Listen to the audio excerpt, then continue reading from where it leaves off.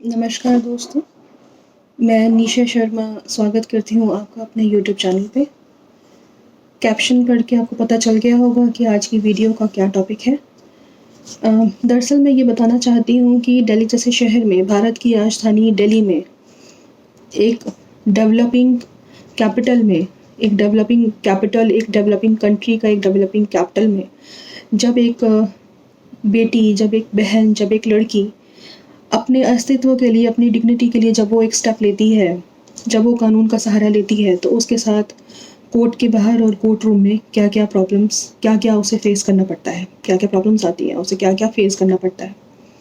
तो इस वीडियो में, पर्टिकुलर वीडियो में मैं इसी बात को कवर करूँगी। अपना जो मेरा एक्सपीरियंस रह रहा है, पर्सनल एक्सपीरियंस रह रहा है, उसे मैं शेयर करना चाहती हूँ आप सबके साथ। तो बात शुरू होती है 17 सितंबर की, 17 सितंबर 2022, जब मेरा फर्स्ट हियरिंग था, जिसके बारे में मुझे बताया गया, पुलिस ऑफिसर ने मेरे घर में आके 13 सितंबर को 3 से 4 दिन का टाइम दिया था। मेरे पास टाइम बहुत कम था, घबराहट बहुत ज़्यादा थी, समझ में नहीं आ रहा था कि लास्ट ईयर मैंने एफआईआर करवाई है, मैंने कंप्लेन दी है, मैंने एफआईआर करवाई है, उसके बारे में पूरे साल मुझे कुछ नहीं पता। चार्जशीट बनी है, नहीं बनी है, क्या-क्या सबूत इकट्ठे किए हैं, क्या-क्या पुलिस कार्रवाई कर रही है, मेरे जो 164 के बयान हुए कोर्ट में पिछले साल एफआईआर करवाने के 2-3 दिन में, उसकी क्या बयान की जो कॉपी है वो मुझे देने नहीं आई। मुझे इसके बारे में कुछ भी पता नहीं। सीधा मुझे 17 सितंबर को 13 सितंबर को पता चलता है, जब पुलिस ऑफिसर आते हैं, कि 17 सितंबर को मेरी कोर्ट में पेशी है, जज साहब ने मुझे बुलाया है मेरे केस में। मैं 17 सितंबर को अपीयर होती हूँ वहाँ पे, कोर्ट में जाके देखती हूँ, वहाँ पे पेपर्स पड़े होते हैं, उसमें अपना केस का नाम देखती हूँ, निशा शर्मा वर्सेस कृपाराम लिखा हुआ होता है। मैं वहाँ जाके 2 चेयर्स पड़ी होती हैं, दीदी और मैं उन चेयर्स पे जाके बैठ जाते हैं। कृपाराम जो है अपनी बीवी के साथ, अपने वकील के साथ वहाँ पे आया होता है। हमारी कुर्सी पे बैठने के बाद वो कोर्ट रूम में आता है, एक तरफ खड़ा होकर मुझे वॉच करता है, उसके फेस पे स्माइल होती है।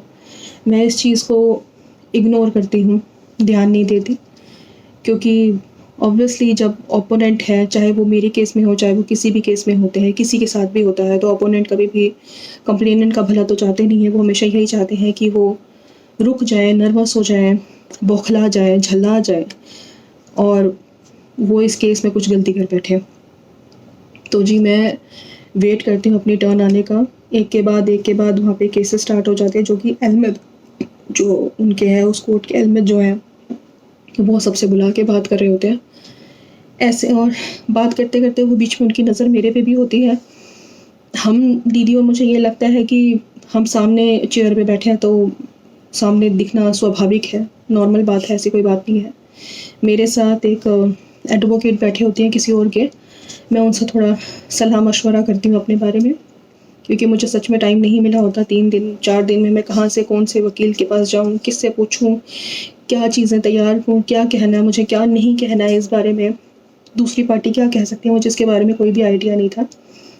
बहरहाल ऐसा करते करते मेरी टर्न आती है, तो जो एलमद हैं वो मुझे कहते हैं कि जो एलमद हैं वो कृपाराम का नाम लेते हैं। कोर्ट केस में जो लिखा हुआ है वो निशा शर्मा वर्सेस कृपाराम लिखा है, वो कृपाराम का नाम लेते हैं।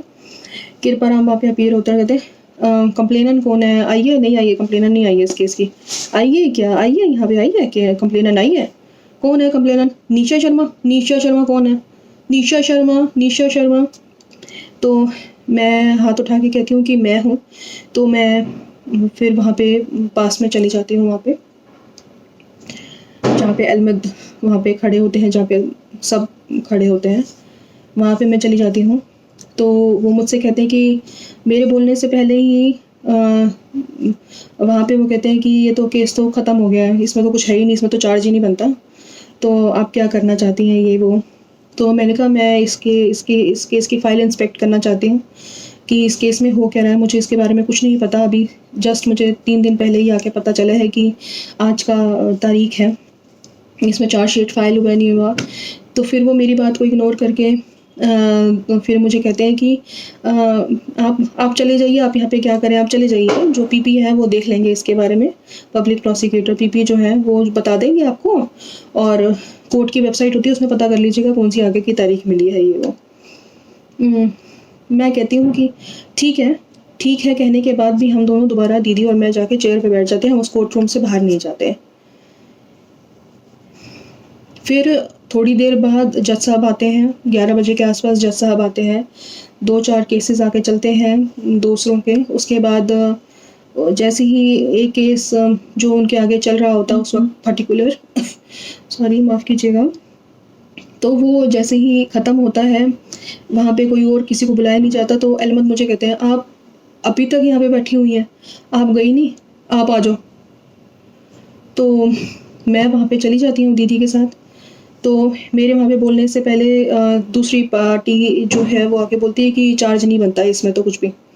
और वहाँ पे जो एक तरफ जो जज साहब के राइट हैंड साइड पे जो बैठते हैं, राइट हैंड साइड पे आपके हिसाब से यहाँ पे राइट हैंड साइड पे जो बोल बैठते हैं वो कहते हैं, जज साहब को कहते हैं कि कोई चार्ज नहीं बनता, केस ख़त्म करो। तो मैं उनको कहती हूँ कि मैं उनको सारी बात बताती हूँ कि ये कृपाराम है, कैसे डिलीवरी करने के दौरान आया, हमारे घर में आ रहा था और कैसे उसने मुझे टच किया। और हमने इससे पूछा भी कि तूने हमारे घर में आके हमें ही टच किया है, तेरे को किसी ने कहा है, तेरी ऐसी हिम्मत कैसे पड़ेगी कि किसी लड़की को, किसी बेटे को उसके घर में आके तू उसको टच कर रहा है। और जब मेरी दीदी उससे पूछ रही है कि क्या हम गलत हैं, तू तब भी नहीं बोल रहा, क्या हम सही हैं, तो तब भी नहीं बात कर रहा। आखिर तूने क्या समझ के, क्या सोच के तूने हमें हमारे घर में आके तूने इतनी जुर्रत की कि तू हमारे को आके हमारे घर में आके टच कर रहा है, इतने गंदा हमारे साथ व्यवहार कर रहा है। तो बात हुई तो जज साहब ने कहा कि माफ़ कर दीजिए इसको, इसकी तो फिर कृपाराम की जो बीवी आई थी वो कहती कि मैं जिम्मेवारी लेती हूँ, मेरे साथ ऐसे कुछ नहीं होगा। तो हमने कहा कि ये चीज़ तो हमने उस वक्त भी पूछी थी, तब भी तुम लोग बता सकते थे कि तुमने हमारे साथ ये सब क्यों किया है। तो फिर जज साहब कहते हैं कि आपको कुछ टाइम और सोचने के लिए आप ले लीजिए, 5 नवंबर को आपकी तारीख है अगली, आप सोच लीजिए आपने इसको माफ़ करना है क्या है। ये कह के तारीख लेके हम वहाँ से चले जाते हैं। 5 नवंबर होती है, अभी जो कुछ दिन पहले 5 नवंबर थी, 5 नवंबर को हम वहाँ पे अपीयर होते हैं। वहाँ लिस्ट में हम अपना नाम देखते हैं, फिर से 2 चेयर खाली होती हैं, दीदी और मैं वहाँ जाके चेयर पे बैठ जाते हैं। कृपाराम फिर से साइड पे आके वहाँ पे खड़ा होके कोर्ट रूम में हमें वॉच करता है।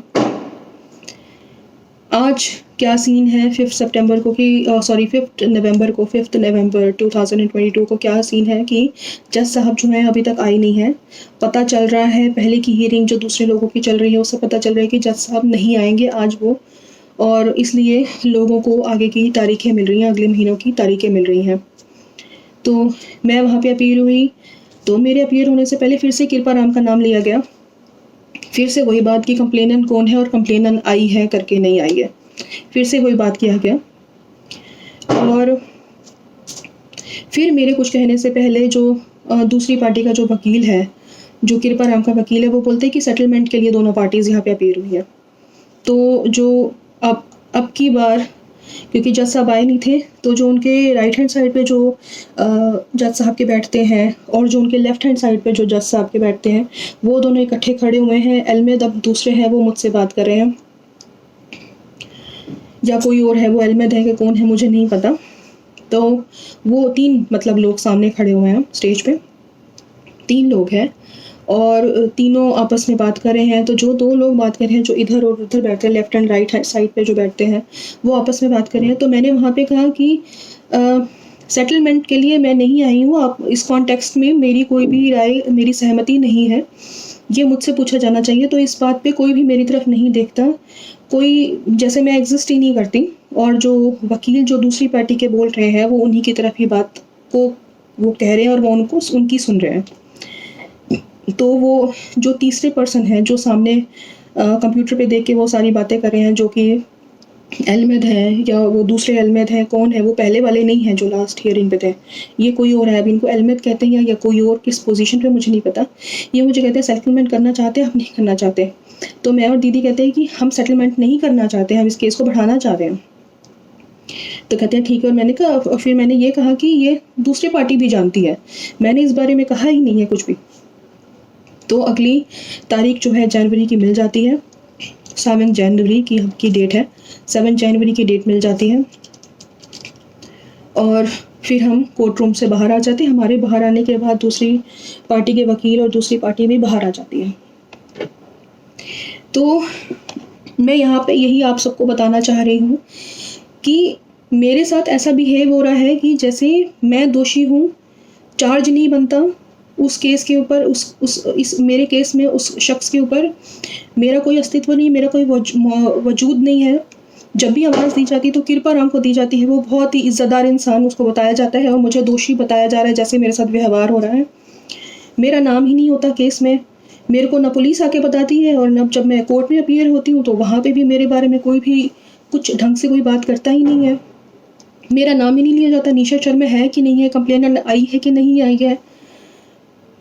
इतनी मेरे साथ इस लेवल तक ये बदतमीज़ी हो रही है, मेरे साथ इतनी बदसलूकी मेरे परिवार के साथ हो रही है कि मैं उसको बयान नहीं कर सकती। और मैं ये सारी बात आप सबको अप टू डेट करना चाहती हूँ, मैं इस पूरे संसार के साथ ये बात शेयर करना चाहती हूँ। माफ़ कीजिएगा।